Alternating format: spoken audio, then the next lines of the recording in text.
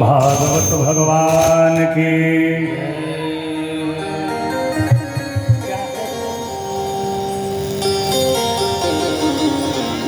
Lead उड हो सही कर दीजिए। भागवत भगवान की।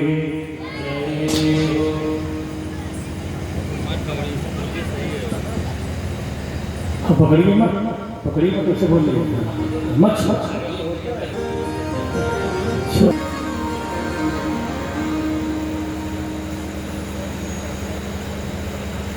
श्री हरि नारायण। गीयते तत्र ज्ञान विराग भक्ति सहितं नैषकर्ममाविष्कृतं तच्छ्रवन् विपठन् विचारन् भक्त्या विमुच्यते नरः। वन्दे कृष्णं वन्दे व्रजप्रियं कृष्णं द्वैपायनं वन्दे कृष्णं वन्दे प्रथासुतं सच्चिदानन्दरूपाय विश्वोत्पत्त्यादिहेतवे तापत्रय विनाशाय श्रीकृष्णाय वयं। के साथ साथ में शास्त्र भी है और ऐसा शास्त्र नहीं है जिसमें केवल ज्ञान की ही बातें होती हैं। जैसे दर्शन शास्त्र हुए, मीमांसा हुआ, तो ये सब ज्ञान संपन्न शास्त्र है। भागवत, अगर भागवत को समझना है तो उसके लिए भक्ति जरूरी है। और भारतम माने महाभारत को समझना है तो भक्त्या युक्त्या, भक्ति भी हो युक्ति भी तो काम बनेगा। लेकिन और तर्क शक्ति भी चाहिए। तो भागवत भक्ति प्रधान ग्रंथ है, जिस ग्रंथ के बारे में हम अनवरत कई दिनों तक चर्चा करेंगे। क्यों जरूरी है, क्या कारण है कि गया की यात्रा हो, चाहे पितरों का कार्य हो या देवताओं का कार्य, मनुष्यों का कार्य, कोई भी कर्म हो, जिसको सुनने के बाद कुछ सुनना शेष नहीं रह जाता, तो उस समय भागवत ही क्यों सुना जाता है, ये जरूर है। तमाम लोग कहते हैं महाराज कथा में हम क्यों आवे, कथा में क्या फायदा है। हमने कहा बहुत फायदा है, आइए। एक कथा इतनी विलक्षण है, इतनी बढ़िया है कि जो भी मांगोगे वही देगी। हाँ, ये मुक्ति नहीं देती, ये भुक्ति भी देती है। एक कल्प तरु है, कल्प वृक्ष, और जैसे कल्प वृक्ष के नीचे खड़े होकर के जो भी कामना करोगे वो सब आपको मिल जाएगा। इसको देने के लिए तैयार, बशर्ते मांगने वाला, पकड़ने वाला, चाहने वाला होना चाहिए। ध्यान दें, श्रीमद्भागवत महापुराण, श्री कहते हैं लक्ष्मी। आचार्य जी लोग बैठे हैं, बड़ी जल्दी हमारी बात को पकड़ते हैं। पुराणों के आधार पर श्री शब्दस्य लक्ष्मी वाचकः, ये लोग चंडी पाठ करते हैं। आचार्य जी बैठे, या श्री स्वयं सुकृतिनाम भवनेषु लक्ष्मी पापात्मनां कृतधियां हृदयेषु बुद्धि श्रद्धा सताम कुलजन प्रभवस्य लज्जां तां त्वां नतास्म परिपालय देवी विश्व। अस्मिन् प्रसंगे श्री शब्दस्य अर्थः लक्ष्मी। लेकिन अगर भागवत में श्री शब्द आ जाए तो वहां लक्ष्मी तो रहेगी। देखिए सब तो एक ही है, अलग तो नहीं। कहीं कुछ चीज है, इसको कल आप देख लीजिएगा। तो जो भगवान के चरण शरण में लगे रहते हो, माया मेताम तरंत थे पार पा जाते, सब चीजें चलती रहती। हाँ,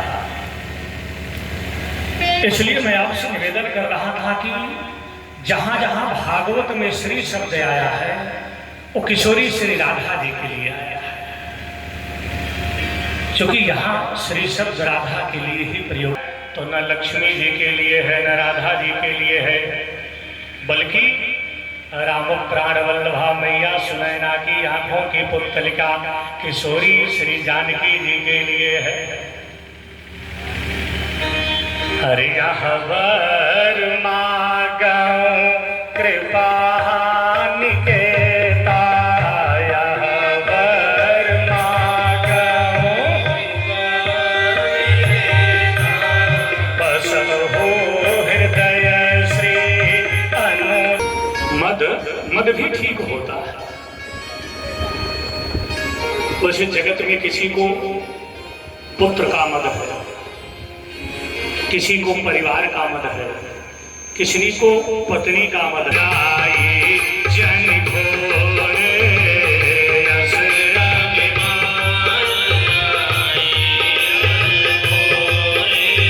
मैं सेवक रघुपति पति मोरे,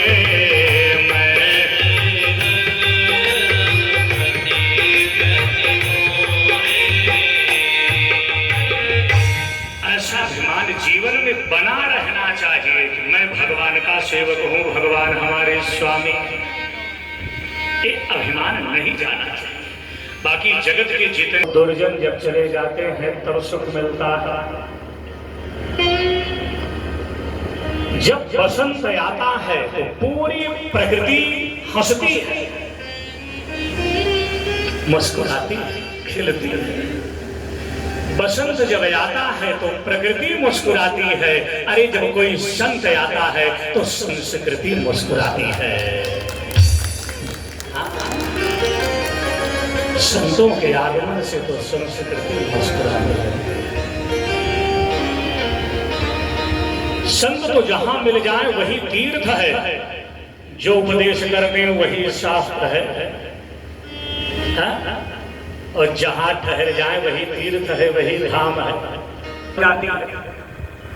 आचार्य जी जानते हैं, इसे तो बड़ी मैत्री भाव हमारी रहती है। चर्चाएं के दिया, कितना समाज के लिए दिया, ये सब जब काटते रहोगे तो सच पूछा जाए कि आप अपने लिए कितना दिए, तो कलम कागज लेकर के भी लाइन पूरी करना बड़ा मुश्किल हो जाएगा। सोच यही है। तो ज्ञान माने जानना, वैराग्य माने मानना। जानते तो हम सब है कि मरना एक दिन है, लेकिन मानते नहीं है। अगर मान लेते तो बात बन जाती, लेकिन मानते नहीं। और जो मान लिया वो समझिए बैरागी हो गया। ऐसे त्याग और वैराग्य में भी बहुत बड़ा अंतर है। जो जानबूझ करके छोड़ा जाए वो त्याग है, और जिसे जानबूझ करके ना छोड़ा जाए, जो सहजता से अपने आप ही छूट जाए, वही वैराग्य है। घर में 12 चाय पीता था, आज एक भी चाय नहीं पीता। तो उससे पूछो तो कहे महाराज धीरे धीरे ऐसी चाय छूट गई कि पता ही न चला कब छूट गई। नाम नहीं बताएंगे। बॉलीवुड का एक एक्टर एक दिन में 45 सिगरेट पीता था, और उसकी पत्नी हिंदू है, आज एक भी नहीं पीता है। सोचिए, ध्यान देना, ये क्या हो। ब्राह्मण को शुक्ल दंत माने सफेद दांत वाला होना चाहिए, मोती जैसे दांत चमकते हैं। गरुड़ पुराण में लिखा, जिनके काले काले दांत दिखते उनके कर्म देखे ही नहीं जाते। यमराज के दूत उनको तुरंत नरक वाला जो है सिस्टम शुरू करवा देते हैं। वो जानते कोई राक्षस होगा काला दांत लेकर के आए, ये गरुड़ पुराण में लिखा, हम बना के नहीं बोल रहे, आप पढ़ सकते हैं। इसलिए कुछ व्यसन जीवन में छोड़ने चाहिए। तांबूल भक्षण आप कर सकते हैं, सुपारी आप खा सकते हैं। भरद्वाज स्मृति में भी लिखा गया गृहस्थों के लिए पान पर ही बोल रहे, 5 मिनट बोल रहे। स्वामी जी हमारे बोलते महाराज सबको तांबूल भी नहीं खाना चाहिए। तांबूल किनको खाना चाहिए? गृहस्थ व्यक्ति को तांबूल भक्षण करना चाहिए, लेकिन ब्रह्मचारियों के लिए तांबूल खाना वर्जित है। कोई ब्रह्मचारी हो पान खाए गड़बड़ बात। बच्चों को तांबूल खिलाना चाहिए। आचार्य जी बैठे हैं, तांबूल भक्षण मुहूर्त निकाला जाता था छोटे छोटे बच्चों को, लेकिन उसमें जर्दा सुर्खी नहीं खिलाई जाती, तांबूल ही केवल खिलाया जाता। ध्यान देना, सधवा स्त्री अगर तांबूल खाए तो अच्छी बात है, लेकिन इनके जो परे नारी हैं उनके लिए तांबूल निषेध है। इस शास्त्रों की बात है, जितना बचे उतना बचाना चाहिए। लेकिन कुछ चीजें देखिए, शास्त्र हमारा आपका जीवन मनमानी हो सकता है, लेकिन शास्त्र शास्त्र है। शास शासने धातु से प्रल प्रत्यय लग करके, और महाराज अगर शास्त्री बनाना है तो उसी में नीप प्रत्यय हो जाए तो शास्त्री बनेगा। जैसे देश अम्बेडकर के संविधान से चलता है, वैसे हमारा आपका जीवन शास्त्र से चलता है। हमारे आपके जीवन पर शास्त्र ही शासन करता है। सोचिए, तो वैराग्य और त्याग ये दोनों अलग अलग चीजें हैं। वैसे सच में अगर त्याग ही करना है, एक आदमी महाराज भरे चौराहे पर मुझे फूल माला पहनाए, बहुत सम्मान करे, स्वागत करे, लेकिन अगर वो मिल जाए, उसके माध्यम से भगवान की कथा मुझे छूट जाए, तो ये समझ लेना चाहिए कि ये आदमी संग लायक नहीं है।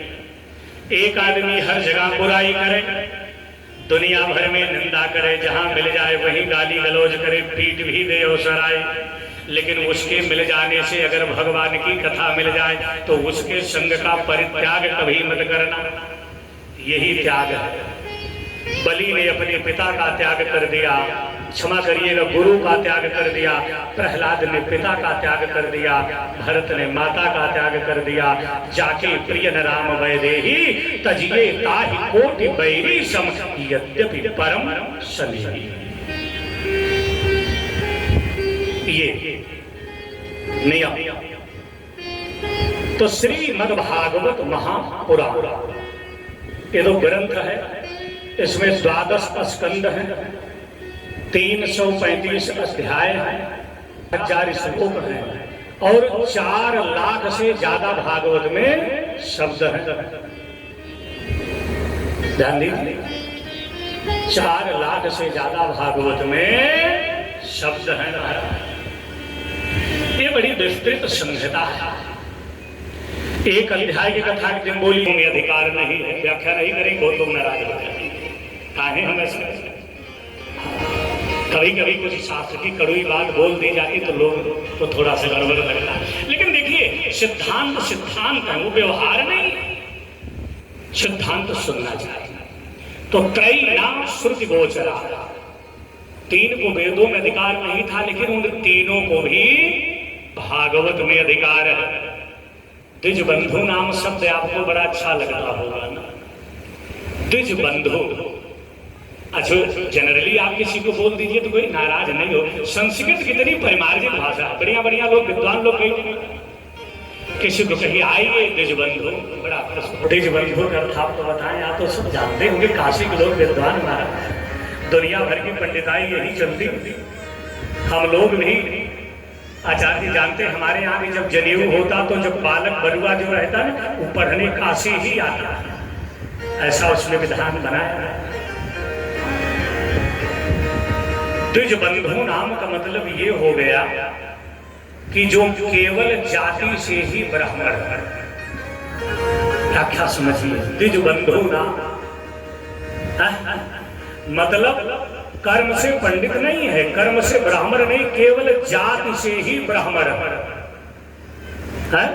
न उनका उपनयन संस्कार हुआ है, न कोई ज्ञान है, न कोई त्याग है, न कोई विराग है, न वैराग्य है महाराज।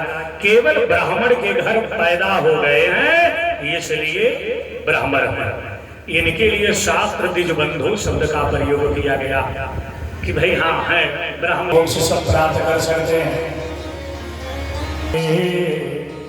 वैकुंठे नास्त्ययं रसः, स्वर्ग में सत्य माने, सत्यलोक माने ब्रह्मलोक में, कैलाश में, वैकुंठ में भगवान की कथा नहीं मिलती, इसीलिए तो हम आए। तो बोले हम आपको कथा का दान नहीं करेंगे। बोले काहे? क्वा कथा क्वा सुधा लोके और क्वा क्वाचो क्वा मणिर महान। कहाँ कथा और कहाँ सुधा? कहीं कांच और मणि की तुलना नहीं हो सकती। आप लौट जाइए। देवता नाराज होकर के गए, ब्रह्मा से शिकायत की, आपके पुत्र के पौत्र ने मुझे कथा नहीं सुनाई। जैसे आपके घर कोई व्यक्ति गांव का कोई सामान मांगने आवे तो जन्मना तो संयोग से हर व्यक्ति जन्म कहीं लेता है और दीक्षा कहीं लेता है। लेकिन सुखदेव ये ऐसे महापुरुष हैं जो ब्रह्मा के पुत्र हुए वशिष्ठ के पुत्र हुए शक्ति के पुत्र हुए पराशर के पुत्र हुए व्यास और व्यास के पुत्र हुए सुखदेव। ये तो जन्मना हो गया। और विद्या, ब्रह्मा जी ने भागवत ज्ञान का उपदेश देवर्षि नारद को किया, नारद ने व्यास जी को किया और व्यास जी ने सुखदेव जी को किया। इसलिए इस विधा से ही दोनों चीजें मैच कर गए। और जाकर के ब्रह्मा से शिक्षा कहा जाता है महाराज। और 7 दिन नियम से ये लोग कथा सुने। और 7वें दिन जब परीक्षित को मोक्ष हो गया था, तब तो राज्यो मोक्ष सुनता। ब्रह्मा जी को भी बड़ा आश्चर्य हुआ। अरे भागवत सुनकर के सर्पदंश वाला मनुष्य परीक्षित भी मुक्ति को पा गया। हमारे यहाँ कहा जाता जिनको सर्पदंश लेता है उनकी अकाल मृत्यु मानी जाती है और उन्हें सदगति नहीं होती अगर शास्त्रोक्त कर्म पूरे न किए जाए।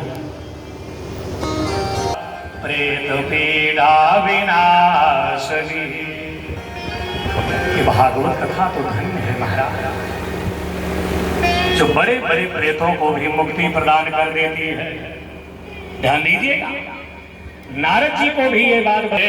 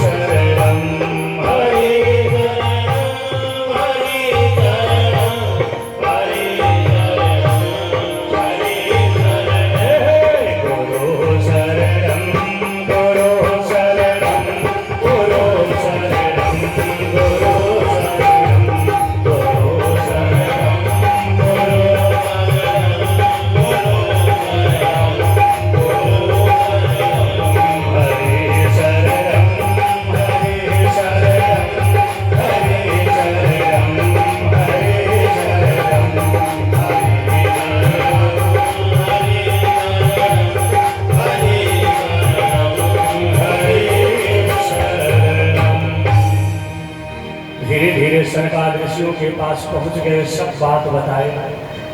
बोले क्या